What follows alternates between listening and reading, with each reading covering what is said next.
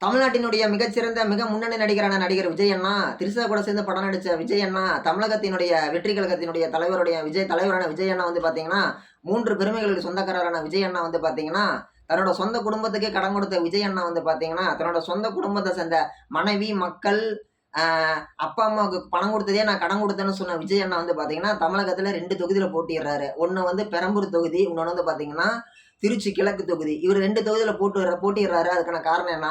ஒரு தொகுதியில அவமானப்பட்டு தோத்து போனாலும், இன்னொரு தொகுதியில நம்ம ஜெயிச்சிரலாம். அப்படிங்கிற ஒரு கனவு கோட்டையில 2 தொகுதியில போட்டியிடுறாரு. இவர் ஜெயிக்க வாய்ப்பே இல்ல. ஒருவேளை தப்பி தவறி குருட்டு அதிர்ஷ்டத்தின் வாயிலாக இவர் ஒரு தொகுதியில ஜெயிச்சிட்டாருன்னா, இப்ப திருச்சி கிழக்குல ஜெயிச்சிட்டாரு அப்படின்னா, பெரம்பூர் தொகுதியில இவர் என்ன பண்ணி ஆகணும்? தோத்தே ஆகணும். ஒருவேளை 2 தொகுதியில குருட்டு அதிர்ஷ்டத்துல ஜெயிச்சிட்டாரு அப்படின்னா, ஒண்ணு திருச்சி கிழக்க ராஜினாமா பண்ணணும், அல்லது பெரம்பூர் தொகுதியை ராஜினாமா பண்ணணும். மீதி இருக்கக்கூடிய அந்த இவர் ராஜினாமா பண்ண தொகுதிக்கு மறுபடியும் பை எலெக்ஷன் வரும். ஓகேங்களா? பை எலெக்ஷன் வரும். அப்ப பை எலெக்ஷனுக்கு ஆகக்கூடிய செலவு தேர்தல் ஆணையத்துக்கான செலவு. அப்ப அந்த செலவுக்கெல்லாம் காசு யாரு? யாரோட அப்பன் கொடுக்குற காசு அதெல்லாம்?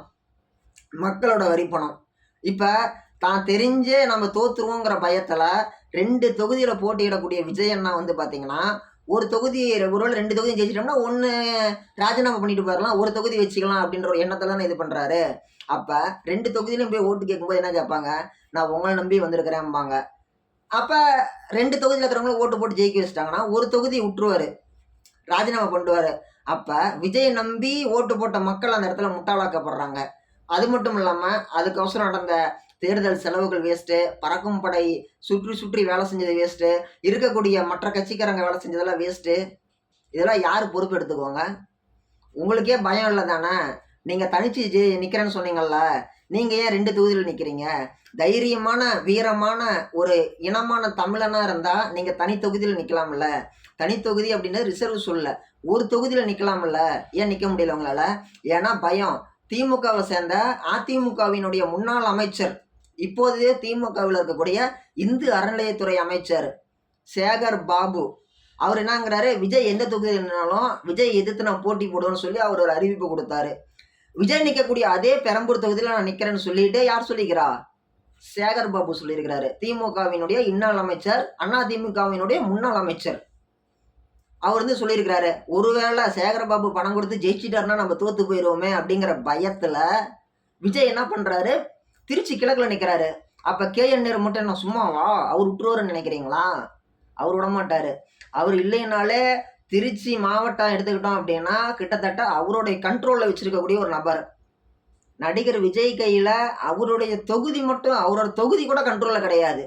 ஆனா ஒட்டுமொத்த திருச்சியுமே திமுகவுடைய கண்ட்ரோல்ல, திமுகவில் இவர் ஒருத்தர் தான் அப்படின்னு சொல்லிட்டு திமுக இருக்கக்கூடிய திருச்சி சிவாவை கூட டம்மியா மாத்திட்டு திருச்சியை, ஒட்டுமொத்த திருச்சியும் தன்னோட கண்ட்ரோல்ல வச்சிருக்கிறாரு நம்மளுடைய KN நேரு. அப்படி இருக்கக்கூடிய நேருவோட தொகுதியில போயிட்டு நம்ம விஜய் போயிட்டு இப்படி ஜெயிச்சுட்டு வந்துருவாரா? இல்லை வரத்துக்கு தான் விட்டுருவாங்களா? விஜய் 500 ரூபா கொடுத்தா அவங்க 1000 ரூபா கொடுத்து ஜெயிச்சுட்டு போயிடுறாங்க. விஜய் 1000 ரூபாலாம் கொடுக்க மாட்டாரு. நான் என்னத்து கொடுக்கணும்? நான் கொடுத்து நான் போட்டேன் எங்கேயாச்சும் அப்படின்னு கேட்பாரு. இவருக்கு அந்த அளவுக்குலாம் மனசு வராது. ஆனா இவங்க கொடுப்பாங்க. அப்படி இருக்கும் பொழுது விஜய் அண்ணா வந்து நாகரிகமான அரசியல் பண்ணலாம். ஓகேங்களா? எப்படி சர்க்கார் படத்துல எப்படி அவர் முதலமைச்சர் கேண்டிடேட்டா நிக்காம, MLA கேண்டிடேட்டா நிக்காம 234 தொகுதிக்கும் வேட்பாளர்களை போட்டு இவர் கையை கட்டிட்டு நின்றுட்டு இருந்தாரு. அதே மாதிரி வேணா பண்ணலாம். அப்படி பண்ணா வேணா இவருக்கு ஒரு நல்ல மாற்றம் வருமே தவிர, மித்தபடி இவர் ஒன்றும் இதெல்லாம் பண்ணணும்னு நினைக்கக்கூடாது. ஏன்னா விஜய் அண்ணா பண்ணக்கூடிய அரசியல வந்து பார்த்தீங்கன்னா, முழுக்க என்ன அரசியலை? திமுகவினுடைய வாக்கு வங்கியை சரிக்கணுங்கிறது மட்டும்தான் இவருடைய ஒரே குறிக்கோள், ஒரே எண்ணம், ஒரே இலக்கு, ஒரே லட்சியம், ஒரே நோக்கம். மித்தபடி மக்களுக்கு நல்லது செய்யணுங்கிற எண்ணம்லாம் கிடையாது. எங்கேயாச்சும் வேட்பாளர் அறிமுக கூட்டத்தில் வேட்பாளர் பேரை படிக்கும் பொழுது இப்படி கை காட்டுறது, இப்படி கை காட்டுறது, இப்படி கை காட்டுறது, இந்த மாதிரி கோமாளித்தனமான செய்கை எந்த தலைவனாச்சும் பண்ணுவானா? எந்த தலைவனும் பண்ண மாட்டான். தலைவன் அப்படிங்கிறவனும் வேட்பாளர் அப்படிங்கிறவரும் எப்படி இருக்கணும்? ஒரு ஆசிரியர் மாணவன் மாதிரி இருக்கணும். ஆசிரியர் மாணவன் எப்படி இருக்கணும்? ஆசிரியரை பார்த்தா மாணவனுக்கு பயபக்தி வரணும். அவரை ரோல் மாடலாக எடுத்துக்கணும். இவங்க பண்ணுறதா என்னமோ ஒடுக்க உட்காந்து கஞ்சா குடிக்கிற மாதிரி இப்படிங்கிறாங்க. அந்த 4வது 5வது படிக்கிற பசங்களோட வானுங்கள்ல, இனிமே நாம தாண்டா அப்படிமானுங்கள்ல, அந்த மாதிரி இருக்குது இவங்களுடைய பாலிடிக்ஸு. முன்னே இதுவே வந்து ஸ்டாலின் அவர்கள் பேசும் பொழுது இந்த மாதிரி யாராச்சும் கோமாளித்தனமா இப்படி இப்படி இப்படி பண்ணுவாங்களா? ஸ்டாலின் காரி துப்பி விடுவாரு. நீங்களாம் எதுக்கிட்ட கட்சியில் இருக்கிறீங்க, ஏன்டா கட்சி பேரை கெடுக்குறீங்கன்னு சொல்லி காரி துப்புவார் ஸ்டாலின். ஆனால் விஜய் அண்ணா கட்சியில் இதெல்லாம் சகஜம். ஒரு சின்ன குழந்தைய தூக்கிட்டு ஒரு பெண்மணி ஓடுறாங்க, மரத்து மேலே ஏறி கீழே குதிக்கிறானுங்க. இதெல்லாம் பார்த்து விஜய் அண்ணா சொல்ல வேணாமா, என்னை பார்க்கணும் இந்த மாதிரி வராதீங்க, ஏன் இப்படி பண்ணுறீங்கன்ட்டு சொல்ல மாட்டார்.